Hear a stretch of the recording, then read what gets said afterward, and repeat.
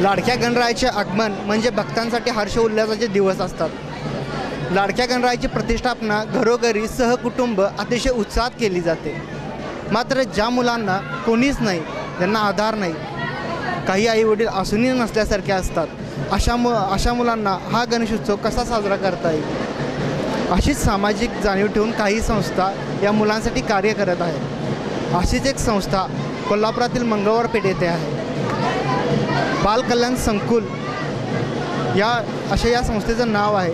या संस्थेमध्ये आता आपण आलो आहोत। इथल्या निराधार आणि अनाथ मुलांना हा गणेशोत्सव साजरा करता यावा, इतरांप्रमाणेच त्यांनाही या उत्सवामध्ये सहभागी होता यावे यासाठी या संस्थेने हा गणेशोत्सव साजरा केला आहे।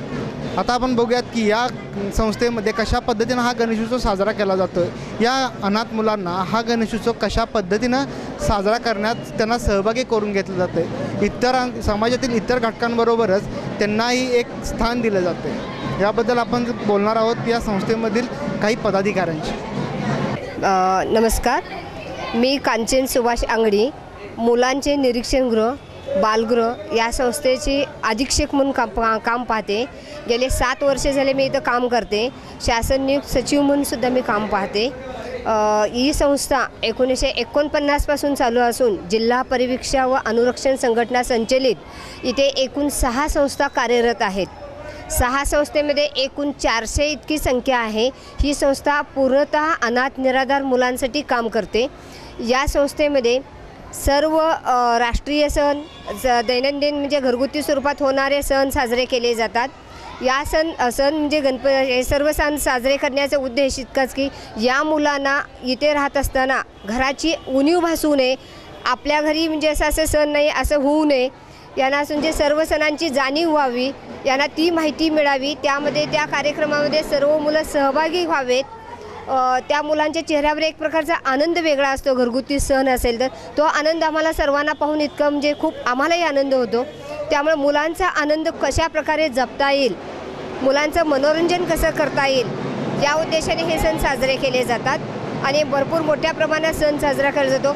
या प्रत्येक जसे आपण घरामध्ये सण साजरा करतो, गणपती येण्या दिवशी मोदक खीरपासून उंदीर बीज घुगऱ्या वगैरे ह्या सर्व घरगुती जसं सण साजरा करतो तशा पद्धतीने सण साजरा केला जातो इथं। आणि ह्याच्यामध्ये सर्व ट्रस्टीपासून कर्मचारी सर्व मुलं खूप आनंदाने आणि हिरीने सहभागी होतात। लहानपणापासून आहे।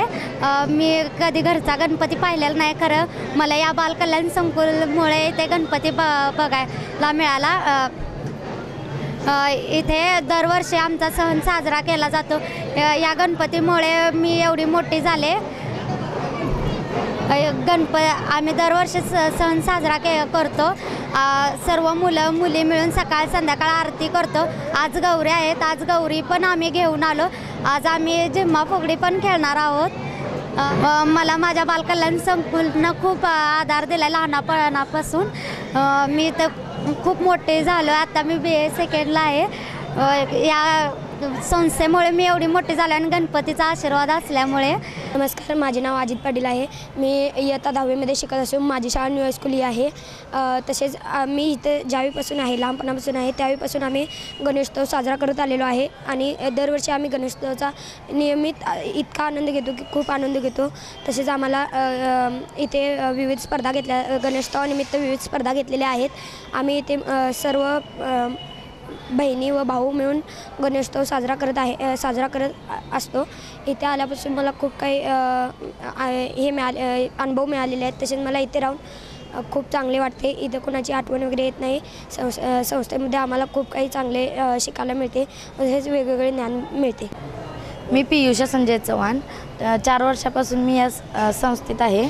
मी इथे असल्यापासून ज्या वेळेला गणेशोत्सव संस्थेत साजरा केला जातो तेव्हा मला घरच्यांची आठवण येते, परंतु त्यांच्याबरोबर मला साजरा करायला मिळत नाही।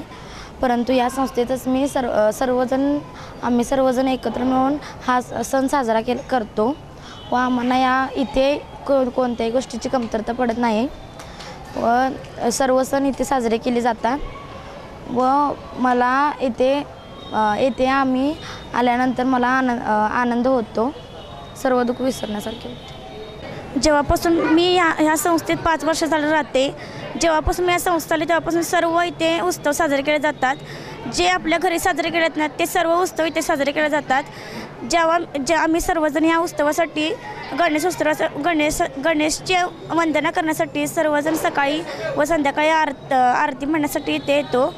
जेव्हापासून मी या संस्था आले तेव्हापासून इथे सर्व जयंत्या साजऱ्या केल्या जातात. बाहेरून लोकांना बोलवले जाते, आम्हाला माहिती दिली जाते व इथे आम्हाला सर्व सोयी उपलब्ध आहेत. ज्या आम्हाला घरी मिळत नाहीत त्या सर्व सोयी मला इथे मिळत जातात. घरी आम्हाला 10वीची जी पुस्तकं मिळत नाहीत ती सर्वांना आम्हाला मिळली जातात.